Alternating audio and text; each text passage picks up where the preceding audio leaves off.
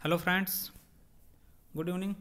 आज हम देखेंगे उत्तर प्रदेश पुलिस का जो 28 तारीख को फर्स्ट शिफ्ट में पेपर हुआ था, उसको हम हल करने की कोशिश करेंगे। चलिए देखते हैं कि पहला क्वेश्चन क्या था। ये हम जीएस का पोर्शन सॉल्व करेंगे। पहला क्वेश्चन था, बरसाना होली के साथ खेली जाती हैं। तो हमें पता है कि बरसाना होली डंडे या लाठी के साथ में खेली जाती हैं, तो इसका सही ऑप्शन क्या होगा? D number. अगला देखते हैं, उत्तर प्रदेश में आयोजित काम्पिल मेला किस समुदाय से जुड़ा है? तो उत्तर प्रदेश में जो आयोजित काम्पिल मेला है वो आपके जैन समुदाय से जुड़ा हुआ है। अगला देखते हैं, तीसरा क्वेश्चन कि भारत में कथक के लिए एक शास्त्रज्ञ हैं, तो कौन है? तो इसका सही ऑप्शन होगा बिरजू महाराज। बहुत बार बताया जा चुका है, बिरजू महाराज। अगला देखते हैं, निम्नलिखित में से कौन सा यूपी विभाग पुलिस विभाग की चयन प्रक्रिया के चरणों में से एक नहीं है? तो कौन सी चयन प्रक्रिया आपको नहीं देनी पड़ेगी अगर यूपीपी में आप सेलेक्ट होते हो? तो पहला क्या होता है कि शारीरिक, शैक्षिक, आयु और भाषा। तो भाषा परीक्षण नहीं होगा, हमारा डी सही होगा। अब बात करते हैं, सबसे पहले कौन सी प्रक्रिया होगी? सबसे पहले आयु पात्रता होती है। जब हम फॉर्म को फिल करते हैं तो इसमें आयु दी होती है कि इतने से इतने व्यक्ति के आयु के लोग इसमें फॉर्म डाल सकते हैं। उसके बाद हमारा शैक्षिक योग्यता होता है जो कि अभी हम देने गए हैं, जो दे रहे हैं वो शैक्षिक होगा। उसके बाद होगा आपका शारीरिक परीक्षण, जिसमें रेस, दौड़, जो दौड़ होता है हमारा शारीरिक परीक्षण के अंतर्गत आता है। तो हमारा डी ऑप्शन सही हो जाएगा। अगला देखते हैं, एक पौराणिक कथा के अनुसार किस देवता ने दशमेध घाट पर किए जाने वाले दशमेध यज्ञ के दौरान 10 घोड़ों की बलि दी थी? तो हमारा इसका बी ऑप्शन सही होगा, भगवान ब्रह्मा ने। अगला देखते हैं, भारत में बहादुरी का सर्वोच्च पुरस्कार कौन सा है? तो परमवीर चक्र। सबको पता है कि परमवीर चक्र सबसे बहादुरी के लिए प्रसिद्ध है। अगला देखते हैं, माई पैसेज फ्रॉम इंडिया किसके द्वारा लिखी गई है? तो इस्माइल मर्चेंट द्वारा लिखी गई है। अगला देखते हैं, विश्व पर्यावरण दिवस किस दिन मनाया था? तो ये 5 जून को। बहुत ही फेमस क्वेश्चन है और कई बार आ भी चुका कि ये और सरल भी है कि पर्यावरण दिवस कब मनाया था? तो 5 जून को पर्यावरण दिवस मनाया जाता है। बहुत ही इंपॉर्टेंट क्वेश्चन है, कई बार आ चुका है। अगला देखते हैं, जेट इंजन के आविष्कारक किन्हें कहा जाता है? मतलब कौन है आविष्कारक? तो हम बात करते हैं कि रोजर बेंकन, सर फ्रैंक व्हीटल और जेम्स वाट और लुइस एडिसन वाटरमैन। तो हमारा बी ऑप्शन सही हो जाएगा, सर फ्रैंक व्हीटल। अगला देखते हैं, निम्नलिखित में से कौन सा सामाजिक मीडिया नेटवर्क एक सार्वजनिक रूप से सूचीबद्ध कंपनी नहीं है? तो इसमें ट्विटर, फेसबुक, वीबो और क्योरा। तो हमारा सी ऑप्शन सही होगा, वीबो। नेक्स्ट देखते हैं, निम्नलिखित किस भारतीय राज्य में सर्वाधिक वन में क्षेत्र में वन स्थित हैं? तो हमें पता है कि मध्य प्रदेश में सबसे ज़्यादा वन है। अगर हम उत्तर प्रदेश की बात करते हैं तो किस जिला में? सोनभद्र में हो जाएगा, क्योंकि सोनभद्र में सबसे ज़्यादा वन पाए जाते हैं। और सोनभद्र ऐसा जिला है जो चारों तरफ से 4 राज्यों से घिरा हुआ है। अगला देखते हैं, फिनलैंड की शासकीय मुद्रा क्या है? तो फिनलैंड की शासकीय मुद्रा यूरो है। नेक्स्ट देखते हैं, कौन सी रेखा भारत और पाकिस्तान के बीच की सीमा तय करती है?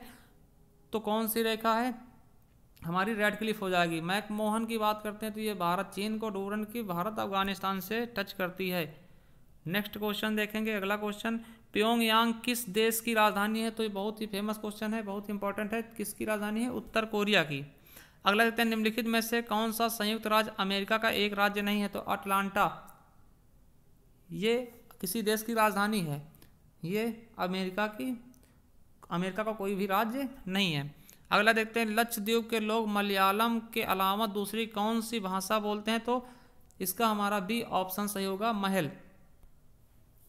नेक्स्ट देखते हैं, शिवाजी के छोटे बेटे को नाम बताए जो तीसरे छत्रपति थे। पहला है राजा राम, संभाजी, शाहू, बाजीराव। तो हमारा राजा राम सही होगा, ए ऑप्शन सही होगा। अगला है, उड़ीसा में प्रारंभ एक प्राचीन लोक नृत्य है।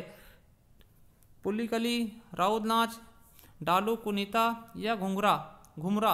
तो हमारा डी ऑप्शन सही होगा, घुमरा। ये उड़ीसा का एक प्राचीन लोक नृत्य है। अगला देखते हैं, वर्ष 2018 के केंद्रीय बजट में भारत के राष्ट्रपति का वेतन कितना कर दिया गया था? तो 5 लाख रुपए। बहुत ही चर्चित था, ये करंट का सवाल है, तो 5 लाख हो जाएगा। अगला है भारत अपने नारियल के वार्षिक उत्पादन में और इंडोनेशिया के बाद किसके स्थान पर है? तो पहले पे कौन? तो कहने का मतलब क्या हो जाएगा? इसका डी ऑप्शन सही होगा, मगर ये पुरानी चीज़ है क्योंकि ये पुराने आंकड़े हैं। अगर बात करते हैं वर्तमान की, अगर तो इसमें भारत खुद ही पहले स्थान पे सबको पिछाड़ के हो चुका है। नेक्स्ट देखते हैं, 24 जनवरी 1950 को संविधान सभा के 284 सदस्यों में हस्तलिखित संविधान पर हस्ताक्षर किए गए, जिनमें से कितनी महिलाएं शामिल थी? तो 15 महिलाएं। बहुत इंपॉर्टेंट क्वेश्चन है, कई बार क्वेश्चन पूछा हुआ जा चुका है ये। अगला देखते हैं, काकोरी रेलगाड़ी लूटपाट की कल्पना राम प्रसाद बिस्मिल और किसने की थी? तो ये अशफाक उल्ला खान है। ये काकोरी कहाँ पर था? लखनऊ के पास एक स्टेशन है, वहीं पे काकोरी कांड हुआ था। अगला देखते हैं, बगरू हाथ की छपाई किस केंद्र के लिए प्रसिद्ध है? तो ये राजस्थान की एक छपाई है, तो हमारा बी ऑप्शन सही हो जाएगा। अगली बात करते हैं, भारतीय रिजर्व बैंक द्वारा निर्धारित नवंबर 2018 में नगद आरक्षित अनुपात कितने प्रतिशत था? तो हमारा सी ऑप्शन सही होगा, कितना? 4%। अगला देखते हैं, हवा महल 1799 में महाराजा द्वारा बनवाया गया था, तो किसके द्वारा? सवाई प्रताप सिंह द्वारा बनवाया गया था। अगला देखते हैं, संयुक्त राष्ट्र महासचिव एंटोनियो गुटेरेस किस देश के प्रधानमंत्री थे? तो हमें पता है कि ये पुर्तगाल के प्रधानमंत्री थे। नेक्स्ट देखते हैं, उद्घाटन के बाद लखनऊ के इकाना क्रिकेट स्टेडियम में खेला गया पहला अंतर्राष्ट्रीय क्रिकेट मैच भारत और किसके बीच खेला गया? तो वेस्ट इंडीज के बीच इस पहला मैच का उद्घाटन हुआ था, वेस्ट इंडीज के बीच। और बात करते हैं, इकाना स्टेडियम का नाम चेंज करके अटल बिहारी के नाम पर रखा गया है। तो इकाना स्टेडियम जो कि लखनऊ में पड़ता है, ये यूपी का दूसरा स्टेडियम है।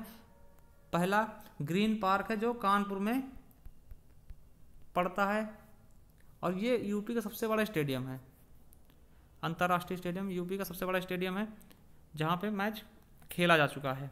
अगला बात करते हैं, वर्ष 2022 में एशियाई खेल का मेजबानी कौन सा देश करेगा? तो चीन द्वारा किया जाएगा। अगला क्वेश्चन देखते हैं हम, भारत के आर्मी स्टाफ का नाम बताइए जिन्होंने 31 दिसंबर 2016 को पदभार संभाला था। तो कौन है? बिपिन रावत जी, बहुत ही फेमस हैं। अगला देखते हैं, नवंबर 2018 में 33वां आसियान शिखर सम्मेलन कहाँ आयोजित हुआ? तो सिंगापुर में। कहाँ आयोजित हुआ? सिंगापुर में। अगला देखते हैं, मानव शरीर का कौन सा अंग इंसुलिन पैदा करता है? यकृत, अग्न्याशय, तिल्ली, पित्ताशय। तो अग्न्याशय हो जाएगा जो इंसुलिन पैदा करता है। अगला देखते हैं, निम्नलिखित में से कौन सा तत्व एक अधातु है जो कक्षीय तापमान पर द्रव अवस्था में रहता है? तो बात करते हैं, यहाँ हमारा बी ऑप्शन सही होगा, मगर लोगों को पता है कि पारा जो होता है वो द्रव में पाया जाता है, द्रव अवस्था में। मगर यहाँ पे क्वेश्चन क्या बोला? अधातु। तो अधातु नहीं, पारा क्या है? धातु है। अगर हम अधातु की बात करते हैं तो ब्रोमीन हो जाएगा, हमारा बी ऑप्शन सही होगा। अगले निम्नलिखित में से किस तत्व का परमाणु त्रिज्या सबसे छोटा होता? तो क्लोरीन का, हमारा बी ऑप्शन सही हो जाएगा।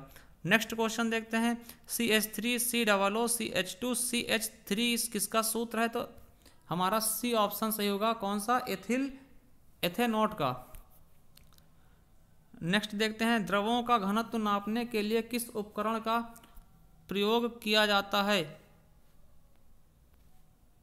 किस उपकरण का प्रयोग किया जाता? तो अगर इसका आंसर आपके पास है तो हमें कमेंट करके आप बता सकते हैं कि द्रव के घनत्व को नापने के लिए किस का उपकरण प्रयोग किया जाता है। ठीक है, नेक्स्ट क्वेश्चन देखते हैं, केंद्रीय विश्वविद्यालय बाबा साहेब भीमराव अंबेडकर विश्वविद्यालय विद्या विहार किस शहर में है? तो आगरा में।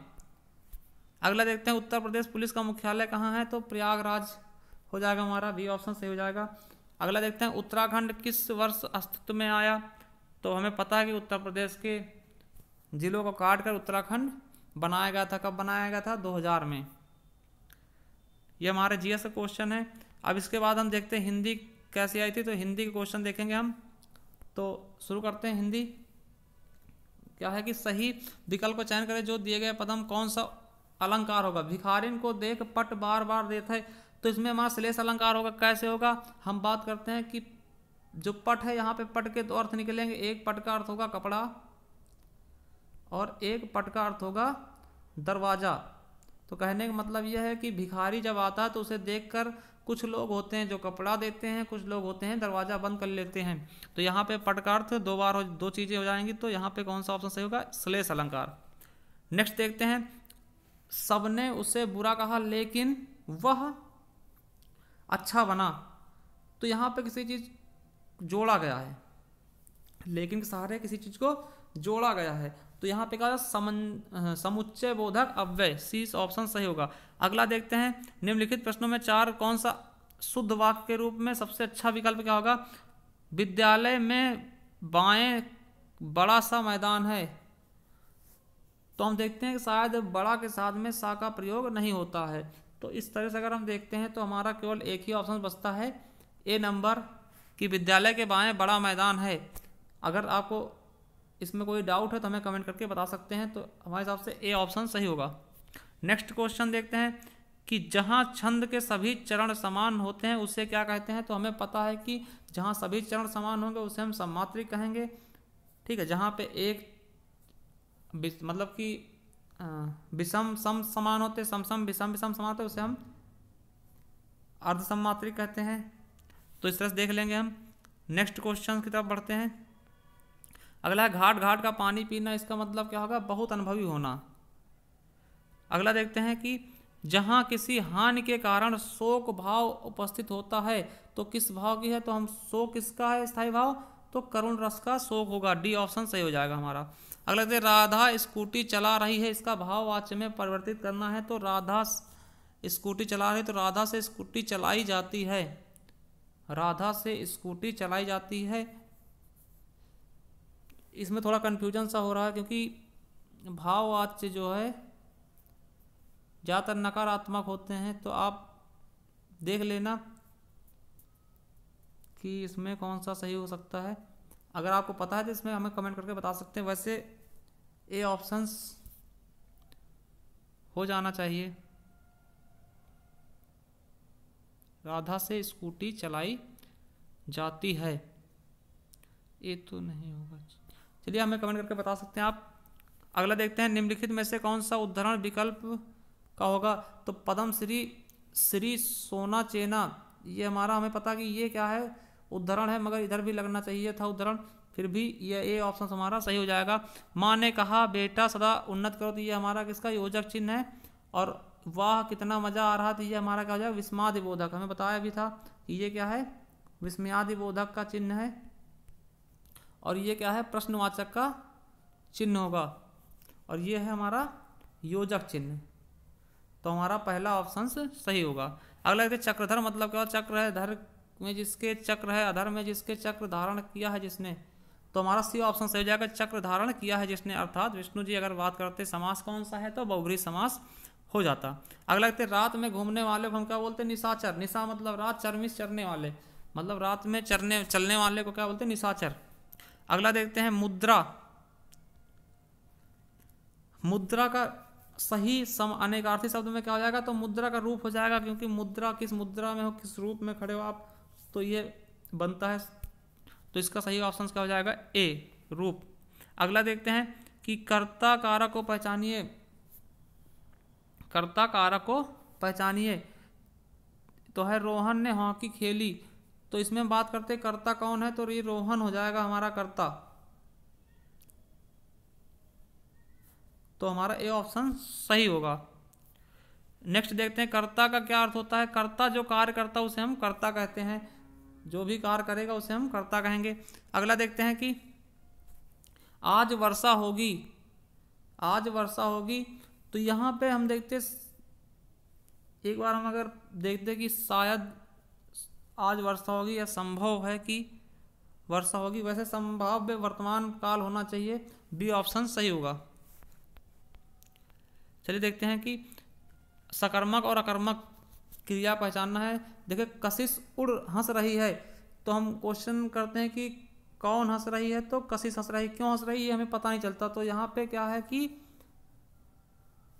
क्रिया क्या है? अकर्मक हो जाएगा। चिड़िया उड़ रही हैं, चिड़िया उड़ रही हैं, क्यों उड़ रही हैं? तो हमें ये नहीं पता। सूरज उग रहा है, क्यों उग रहा है? ये हमें नहीं पता। सीता वीणा बजा रही, कौन बजा रही है? सीता। सीता क्या बजा रही है? वीणा। तो हमें दोनों आंसर सेटिस्फाई मिल गए। मतलब क्या होगा कि ये हमारा सकर्मक क्रिया हो जाएगा। नेक्स्ट देखते हैं, सम्राज्ञी का किसका पुल्लिंग है? सम्राज्ञी का पुल्लिंग क्या होगा? सम्राट का सम्राज्ञी होगा, हमें पहले बता भी चुके हैं। तो चिड़िया का क्या होगा? चिड़िया का हम चिड़िया कर देंगे, चिड़िया का चिड़िया हो जाएगा। जहाँ पे या आता है लास्ट में वहाँ पे हम या दो बिंदी लगा चंद्र बिंदी लगाते हैं। अगला है, वर्ण की सहायता से बोले जाने वाले बोले जाएं उन्हें क्या कहते हैं? हम क्या कहते हैं? व्यंजन। क्योंकि व्यंजन ऐसे शब्द हैं जो कि बिना स्वर के बोले ही नहीं जा सकते। जैसे हम का बोलते हैं तो का में भी छोटा आ आता है, मतलब का में हलन लग के छोटे आ की मात्रा हमेशा होती है। अगर हमें नहीं लगाना तो हम इसीलिए इसमें क्या, अब इसमें कोई भी मात्रा नहीं है क्योंकि इसमें हलंत लग गया है। नेक्स्ट देखते हैं, सही विकल्प का चयन कीजिए, बताइए कि स्वर को स्वर रहित दिखाने के लिए किस चिन्ह का प्रयोग किया जाता है। तो अभी हमने बताया है कि स्वर को अगर स्वर रहित बताना, जैसे हमने का लिखा है तो का में हमें पता है छोटे आ की मात्रा है, अगर हमें वो मात्रा हटाना है, स्वर रहित करना है, तो हम यहाँ पे हम हलंत लगा देंगे। इसका मतलब क्या होगा कि यहाँ पे कोई स्वर नहीं है, केवल का है। ठीक, तो हमारा सी ऑप्शन सही हो जाएगा 132 का। अगला देखते हैं कि शब्द में बनने वाला सही विशेषण का बताएं। शक्ति से क्या बनेगा? शक्तिशाली, शक्तिशाली। नेक्स्ट क्वेश्चन देखते हैं हम, कोई आपसे मिलने आया है, तो यहाँ पे कोई का ऐसा सर्वनाम है, तो कोई मतलब कोई निश्चित नहीं है, कौन आया, कोई आया, किस लिए आया, ये हमें पता नहीं है। तो यहाँ पे क्या हो जाएगा आपका? अनिश्चयवाचक सर्वनाम। अगली बात करते हैं हम कि अयोध्या सिंह उपाध्याय हरिऔध जी की प्रसिद्ध रचना कौन सी है। तो हमें पता है कि कई बार बता चुके हैं, बहुत ही इंपॉर्टेंट, प्री प्रवास। ये इनकी मतलब खड़ी बोली की पहली महाकाव्य, खड़ी बोली का पहला महाकाव्य है, जो कि इन्हीं के द्वारा, अयोध्या सिंह उपाध्याय के द्वारा लिखा गया था। कौन सी? प्री प्रवास। ये कई बार हम बता चुके हैं, बहुत ही इंपॉर्टेंट है, आगे के लिए भी याद रखेंगे कि प्री प्रवास क्या है, कि खड़ी बोली का प्रथम महाकाव्य है और किसके द्वारा लिखा गया? अयोध्या सिंह उपाध्याय द्वारा लिखा गया। अगला बात करते हैं, फणीश्वर नाथ रेणु की बहुत ही इंपॉर्टेंट रचना मैला आंचल। हमने कई बार बताया है, हमने जो मॉक टेस्ट डाले थे उसमें भी एक क्वेश्चन कई बार रिपीट हुआ है। तो हम कौन सा सही हो जाएगा? हमारा बी ऑप्शन होगा, मैला आंचल। अगला देखते हैं कि निम्नलिखित में से कौन सा मीराबाई की रचना नहीं है। तो वैदेही वनवास ये मीराबाई की रचना नहीं हो सकती। ठीक, और ये तीनों हैं, राग गोविंद, गीत गोविंद, राग के सोरठा पद, ये सब मीराबाई के हैं। अगला देखते हैं, माखनलाल चतुर्वेदी को किस रचना के लिए साहित्य अकादमी पुरस्कार प्रदान किया गया? तो हिम तरंगिनी के लिए। बहुत ही इंपॉर्टेंट क्वेश्चन ये भी है, इसे हम याद रखेंगे। अब अगला है कि ये जो पैराग्राफ दिया हुआ है, इससे 5 क्वेश्चन आपको छांट के 39, 40 5 क्वेश्चन आपको छांट करने हैं, तो आप देख लीजिएगा। बाकी इसमें लगा भी है ऑप्शंस, एक बार आप देख लेना कि पहले का 39 का ए हो जाएगा सही, मन को हरने वाला, और 40 का क्या हो जाएगा? देखने के बाद डी हो जाएगा, और 41 का ए हो जाएगा, 42 का हमारा सी हो जाएगा, कलम शैली। अब बात करते हैं 43 से, वशीकृत शब्द का समानार्थी शब्द अनुच्छेद में पहचानिए। तो वशीकृत मतलब क्या होता है? मंत्रमुग्ध करना, किसी को मंत्र से मुग्ध कर लेना, मतलब वशीभूत कर लेना, वशीकृत कर लेना, कि मतलब जो आप कहोगे वही करेगा। अगला देखते हैं, नियत का एक सटीक विकल्प क्या होगा? नियत का निश्चित, इच्छा, तरफ या गरीब। तो नियत का होगा निश्चित, ये नियत है मतलब निश्चित है कि ये होगा। अगला देखते हैं कि शरीर का सही अर्थ वाला शरीर का क्या होगा? तो कलेवर, कलेवर मतलब क्या होगा? शरीर होता है, ये हमारा ए ऑप्शन सही होगा। विपट मीन्स क्या होता है? वृक्ष होता होगा, वृक्ष शायद होता है। पद्मा मीन्स वही लक्ष्मी जी, महिला, पता ही है आप लोगों को। तो आगे देखते हैं कि उपसर्ग और प्रत्यय दोनों ही शब्द नहीं क्या होते हैं? ये शब्दांश होते हैं। ये क्या होते हैं? शब्दांश होते हैं, शब्दों के अंश होते हैं, ये शब्दांश होते हैं। हमने क्रिया के बारे में बताया हुआ है, अव्यय के बारे में बताया होगा कि अव्यय कितने होते हैं? 4 होते हैं। अविकारी कितने होते हैं? अब अविकारी भी अव्यय को कहते हैं। ठीक है, तो नेक्स्ट क्वेश्चन देखते हैं, मक्षिका किसका तत्सम है? तो मक्खी का, सॉरी मक्खी का तत्सम क्या है? मक्षिका है। अगला देखते हैं कि निम्नलिखित में से प्रत्यय से नहीं बना है। कौन सा शब्द प्रत्यय से नहीं बना? शिष्य से, शिष्य है, इसमें अप्रत्यय लगकर क्या हो गया? शिष्या हो गया। बात करते हैं शेरनी, तो शेर में नी लग के क्या हो गया, शेरनी हो गया, इसमें भी प्रत्यय लगा है। दयामय, दया में मैं लगा है प्रत्यय, मगर परिचय में परिचय हो जाएगा हमारा सही, तो डी ऑप्शन हमारा सही हो जाएगा। अगला देखते हैं नारी इच्छा, नारी धन इच्छा, नारी इच्छा हो जाएगा, तो हमारा पहला ऑप्शन सही होगा। कौन सी संधि है, दीर्घ संधि होगी, दीर्घ संधि हो जाएगी। अगला देखते हैं लास्ट क्वेश्चन कि सन्यासी का विलोम क्या होगा। सन्यासी मतलब क्या होगा, बाहर रहना, सन्यास कर लेना, और गृहस्थ मतलब गृह में रहना, तो गृहस्थ जीवन जीना मतलब क्या होगा, घर के कामकाज में पड़े रहना, और सन्यासी मतलब घर से कोई मतलब ना होना, तो हमारा ए ऑप्शन सही होगा। अगर अभी तक आपने हमारा चैनल सब्सक्राइब नहीं है किया है तो प्लीज़ सब्सक्राइब कर लें और बेल आइकन प्रेस कर दें, जिससे हमारी आने वाली नेक्स्ट वीडियो आप तक आसानी से पहुंच सकें।